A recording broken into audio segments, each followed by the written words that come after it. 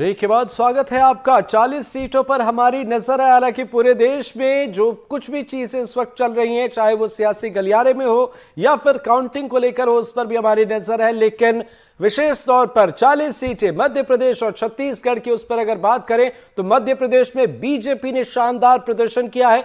छत्तीसगढ़ में भी बीजेपी का प्रदर्शन काबिले तारीफ नजर आ रहा है और आपको हर एक अपडेट से रूबरू करा रहे हैं। रुझानों में 297 पर एनडीए और इंडिया गठबंधन 229 सीटों पर आगे है। इसमें कुछ तब्दीली आखिर वक्त तक आ सकती है, देखने को मिल सकती है। बहरहाल जो स्थिति है वो आपके सामने है। एक तरफ नरेंद्र मोदी आगे चल रहे हैं तो दूसरी तरफ हम बात करें तो राहुल गांधी की वो जो पुरानी सीट है जिस पर पूरे देश में सियासत आपने देखी, वहां पर स्मृति ईरानी को बेहतर समर्थन इस बार नहीं मिला है। तो कुल मिलाकर आप समीकरण और मौजूदा सियासत को समझ सकते हैं। बहरहाल मध्य प्रदेश में देखिए महेंद्र सोलंकी आगे चल रहे हैं, सुधीर गुप्ता मंदसौर से भारतीय जनता पार्टी से ये भी आगे चल रहे हैं।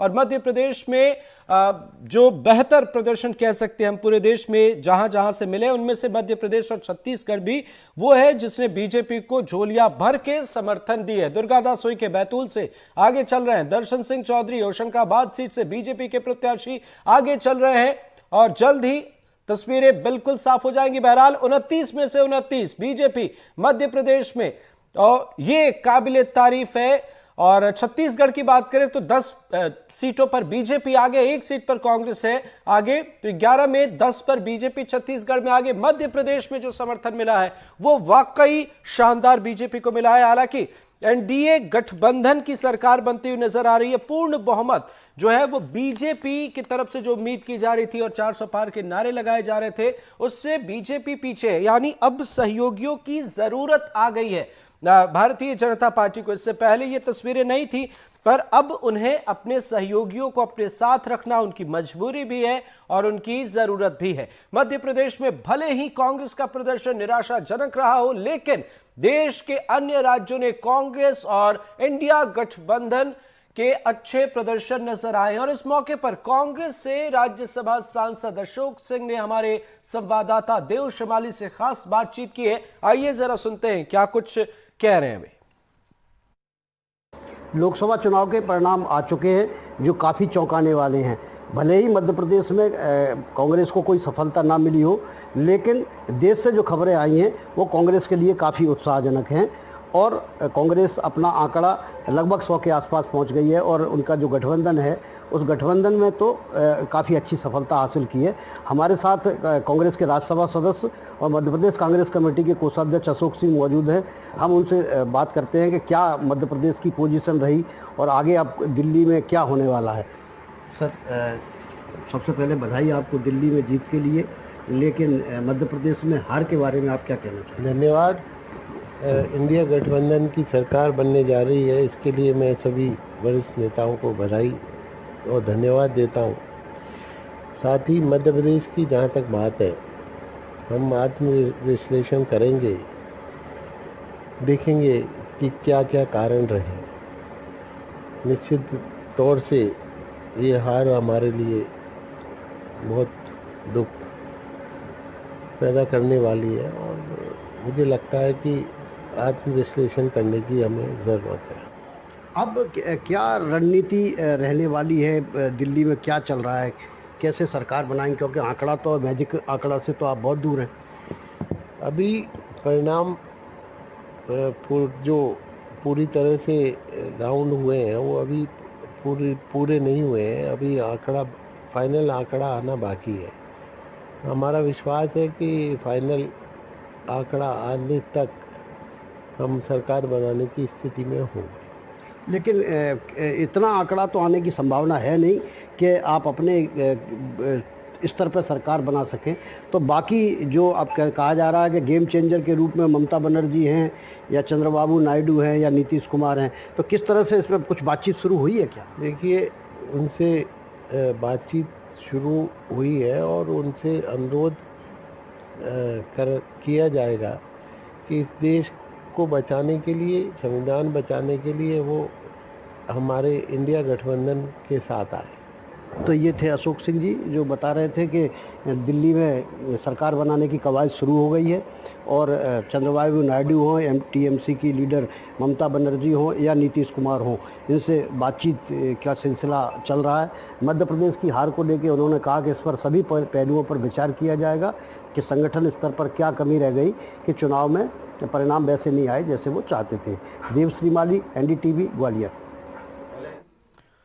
पूर्व सीएम भूपेश बघेल के बयान पर गृह मंत्री विजय शर्मा ने पलटवार किया। उन्होंने कहा कि 70 सीटों के साथ जब उनकी सरकार बनी थी तब भी ईवीएम थे, उस समय उन्होंने जनादेश को क्यों स्वीकार कर लिया था? सरकार बनाने से इनकार कर देना था। देवेंद्र यादव भी उसी ईवीएम से जीते हैं, उन्हें भी अपनी सीट छोड़ देनी चाहिए। ये सियासी तौर पर इसे एक बड़े पलटवार के तौर पर देखा जा रहा है।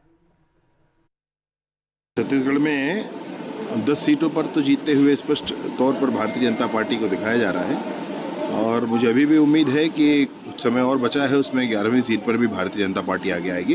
छत्तीसगढ़ में 10 सीटों पर तो स्पष्ट जीत दिख रहा है। उड़ीसा जैसे बड़े राज्य में भाजपा की सरकार 25 सालों के बाद एक ही पार्टी की सरकार थी, वहाँ पे भाजपा की सरकार बन रही है। स्पष्ट रूप से बहुमत के साथ केंद्र में नरेंद्र मोदी जी तीसरी बार देश के प्रधानमंत्री बनने जा रहे हैं। 400 पार के लिए भारतीय जनता पार्टी के कार्यकर्ताओं ने बहुत मेहनत की थी, बहुत परिश्रम किया था। जो जनादेश है सबको स्वीकार है। तीसरी बार देश के प्रधानमंत्री बन के माननीय नरेंद्र मोदी जी देश के लिए पहले भी बहुत मेहनत करते रहे, आने वाले समय में भी बहुत मेहनत करके। तो सियासत लगातार जारी है, पर इस बीच बीजेपी 238 सीटों पर, टीडीपी 16, जेडीयू 14 यानी सहयोगियों की जरूरत एनडीए को पड़ते हुए साफ तौर पर नजर आ रही है। और दूसरे खेमे की बात करें तो कांग्रेस पार्टी 100 सीटों पर आ गई। समाजवादी पार्टी का भरपूर सहयोग मिलता हुआ नजर आ रहा है। टीएमसी की तरफ से भी अच्छे प्रदर्शन किए गए हैं।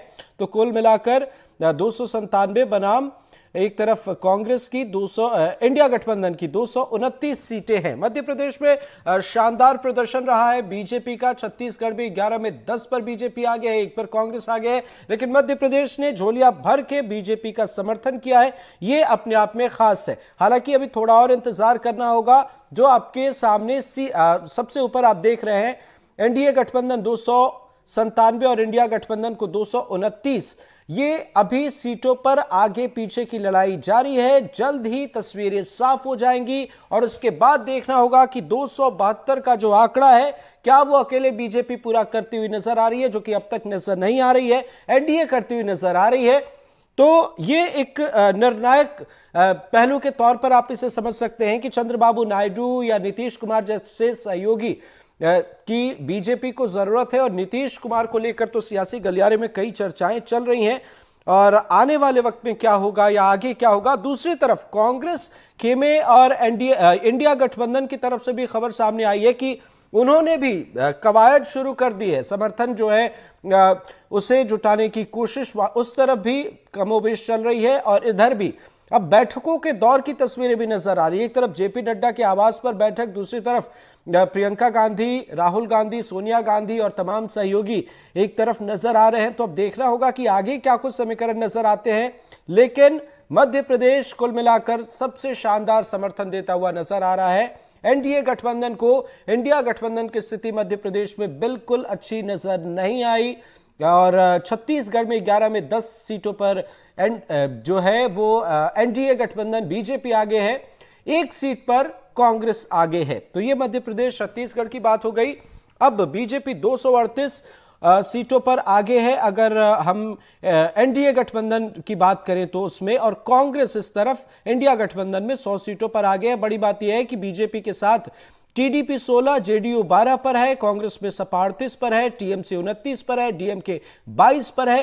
तो कुल मिलाकर आप कह सकते हैं कि ये जो स्थिति है वो हिंदुस्तान के सियासत में इस बार सरकार अगर एनडीए बनाती है, एनडीए की सरकार बन जाती है जिसकी कवायद शुरू की जा चुकी है, तो भी आप कह सकते हैं कि लोकसभा में एक शानदार तस्वीर आपको मजबूत मुकम्मल विपक्ष की एक नजर आएगी। एक मजबूत विपक्ष की आवाज आप लोकसभा में सुनते हुए नजर आएंगे। और बीजेपी के लिए यह मंथन का वक्त है। हालांकि 10 साल बीतने के बाद ये कहा जा रहा है कि पंडित नेहरू के बाद कोई ऐसे गैर कांग्रेसी प्रधानमंत्री होंगे या नेहरू के बाद कोई ऐसे नेता होंगे जिनको लेकर, हालांकि अभी थोड़ा इंतजार करना होगा, इसमें सियासत के जानकार बहुत बहुत बातें कह रहे हैं, पर अब भी नरेंद्र मोदी के चेहरे को लेकर कहीं कोई डाउट नजर नहीं आ रहा। बड़ी बात यह है कि अगर ऐसा होता है, जिसकी ज्यादा संभावना है, तो नरेंद्र मोदी तीसरी बार प्रधानमंत्री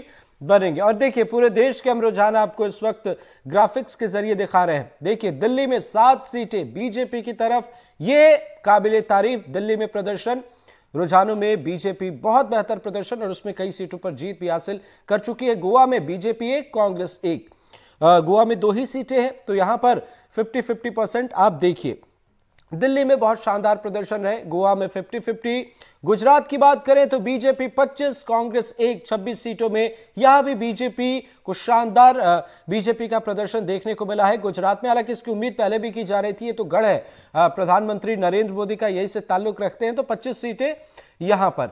हरियाणा की बात करें तो 5 और 5, 10 सीटों में बीजेपी 5, कांग्रेस 5, ये रुझान है, थोड़ा इंतजार करना होगा, पर हरियाणा की ये तस्वीर है कि यहां 50-50 है। अब यही मुश्किल है, पिछली बार की तस्वीरें कुछ और थी, पर इस बार की तस्वीरें कुछ और है, और इसने एनडीए और बीजेपी को खासकर कहीं ना कहीं सोचने पर मजबूर कर दिया है। हिमाचल प्रदेश में बहुत शानदार प्रदर्शन रहा है बीजेपी का, 4 में 4, कांग्रेस 0, जो बाकी है वे भी 0, यानी हिमाचल प्रदेश, गुजरात ये वो जगह है, मध्य प्रदेश ये वो जगह है जहां पर इसके साथ आप छत्तीसगढ़ ले लीजिए, वहां भी। अब देखिए, जम्मू कश्मीर में देखिए, जेकेएनसी को 2, बीजेपी को 2, यहां भी आप कह सकते हैं कि जम्मू कश्मीर में भी बीजेपी का प्रदर्शन जो है, अदर एक है, बीजेपी का प्रदर्शन जो है वो बेहतर है, कुछ जगहों पर पहले से बेहतर परिणाम भी नजर आ रहे हैं। झारखंड में BJP 8, Jharkhand Mukti Morcha 3 seat, other 3 seat पर है, 14 सीटें हैं झारखंड में। झारखंड मुक्ति मोर्चा हेमंत सोरेन की पार्टी 3 सीटें और बीजेपी को वहां 3। केरल की बात करें तो 20 सीटों में कांग्रेस 14 पर, IUML 2 पर, अदर 4 पर है, यानी यहां केरल में बीजेपी जो कहा जा रहा था कि बहुत शानदार प्रदर्शन हम करेंगे, वो नहीं है। लेकिन फिर भी कई राज्यों में जो है जहां पर पिछले बार के मुकाबले तस्वीरें बदली है। लद्दाख की बात करें, 1 सीट है, IND को है, और बीजेपी का यहां प्रदर्शन जो दावे किए जा रहे थे वैसे नजर नहीं आए। सहयोगी अमृतांशी जोशी हमारे साथ जुड़े हैं। अमृतांशी, आपसे समझना चाहेंगे, मध्य प्रदेश ने तो भरपूर समर्थन दिया है, लेकिन पूरे देश की अगर हम बात करें तो बीजेपी अब अपने सहयोगियों पर निर्भर नजर आ रही है। अगर सहयोगियों का साथ नहीं मिला तो मुश्किल हो सकती है। दूसरी बड़ी बात यह है कि बीजेपी भी सरकार बनाने की कवायद में जुटी है और इंडिया गठबंधन के नेताओं की भी बैठक हो रही है। क्या कहेंगे आप? देखिए अमृत, यही तो राजनीति है और राजनीति की खूबसूरती भी यही है कि जो शायद आपने कभी उम्मीद भी ना की होगी वो चीज़ें हो जाए, जो शायद आपने सोचा ना हो वो हो जाए। लेकिन मध्य प्रदेश में अगर बात करें, देश की अगर स्थिति को अलग हटा के देखा जाए तो जाहिर तौर पर अब जो एनडीए अलायंस है वो एक बैठक ज़रूर करेगा, कुछ ना कुछ ज़रूर चीज़ें तय होंगी। लेकिन यहाँ पर कहीं ना कहीं जो है, आपको पहले हम बीजेपी कार्यालय की तस्वीरें दिखा देते हैं। यहाँ पर पूर्व सीएम शिवराज सिंह चौहान पहुंचे, अब से कुछ ही देर पहले हम उन्हीं के साथ थे और हमने उनके घर की जश्न की तस्वीरें देखी थी अमृत। और यहाँ पर देखिए बीजेपी में जश्न शुरू हो चुका है। पूर्व मुख्यमंत्री से हमने बातचीत की है और यहाँ अगर बात करें तो क्योंकि मध्य प्रदेश में पहली बार बीजेपी को क्लीन स्वीप मिला है। मध्य प्रदेश में बीजेपी ने पहली बार 29 सीटें हासिल की है। आखिरी बार 1984 में छत्तीसगढ़ और मध्य प्रदेश के विभाजन के पहले 40 सीटें कुल पूरी कांग्रेस को मिली थी, लेकिन तब से लेकर अब तक यहाँ पर कोई भी ऐसा राजनीतिक दल नहीं है जिसने पूरी सीटें हासिल की हो। बीजेपी ने अपना रिकॉर्ड जो है वो यहाँ पर बनाया है, कांग्रेस का रिकॉर्ड यहाँ पर तोड़ा है और कहीं ना कहीं वो जश्न है। मेरे साथ फिलहाल अगर आप देखेंगे तो मौजूद है मध्य प्रदेश की राज्य मंत्री कृष्णा गौर। मैम, एक बहुत बड़ी जीत मध्य प्रदेश के लिए है, 29 की 29 सीटें पहली बार बीजेपी ने एमपी में जीती है।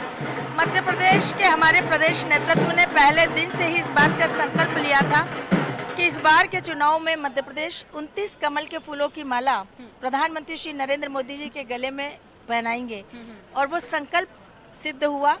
आज ऐतिहासिक विजय मध्य प्रदेश को मिली। पहली बार मध्य प्रदेश के इतिहास में 29 की 29 सीटों पर भारतीय जनता पार्टी को विजय प्राप्त हुई है। हमारे लिए आज का दिन ऐतिहासिक और खुशी का दिन है। छिंदवाड़ा में क्या कमाल हुआ, नाथ परिवार का सिक्का नहीं चला इस बार।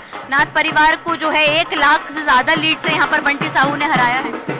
देखिए, पिछली बार भी मात्र कुछ हजार वोटों से ही वहाँ पर नकुल नाथ जीते थे और पिछली बार ही ये संकल्प ले लिया था कि इस बार का मार्जिन इतना कम है, अगली बार निश्चित रूप से हम छिंदवाड़ा को भी प्रचंड बहुमत से जीतेंगे और इस बार जो संकल्प लिया था वो सिद्ध करके दिखाया। इंडिया अलायंस को अच्छी बढ़त मिल गई है, केंद्र में उम्मीद नहीं थी, लेकिन यहाँ पर कहीं ना कहीं कांग्रेस और सभी दावा कर रहे हैं। क्या लगता है कि तीसरी बार का जो प्रधानमंत्री बनाने का नारा है वो सफल रहेगा? निश्चित रूप से हम सरकार बनाएंगे। हमें पूर्ण बहुमत, एनडीए को पूर्ण बहुमत देश की जनता ने दिया है, जो इस बात का प्रतीक है कि प्रधानमंत्री श्री नरेंद्र मोदी जी को तीसरी बार इस देश की जनता देश की बागडोर सौंपना चाहती है। बिल्कुल। देखिए, यहाँ पर हमारे साथ मौजूद थी राज्य मंत्री कृष्णा गौर, और यहाँ पर आप देखेंगे तो बीजेपी में अब जश्न की तैयारियां शुरू हो चुकी हैं। आप देखेंगे कि बड़ी संख्या में यहाँ पर कार्यकर्ता हैं, यहाँ पर जो है उत्सव का माहौल है, क्योंकि जाहिर तौर पर देखिए अगर हम बात करें तो 29 की 29 सीटें यहाँ पर जो है वो भाजपा क्लीन स्वीप करके लेकर आई और पहली बार ये हो रहा है, और खास तौर से उस सीट पे हो रहा है जो कि मुझे लगता है अमृत सिर्फ मध्य प्रदेश की हॉट सीट नहीं थी, वो पूरे देश की हॉट सीट थी। पूरे देश की नज़र जिस सीट पर थी वो थी छिंदवाड़ा सीट। नाथ परिवार का 40 साल का रिश्ता छिंदवाड़ा की जनता से रहा है। बिल्कुल अमृतांशी, लेकिन आपको थोड़ी देर के लिए रोकना चाहेंगे।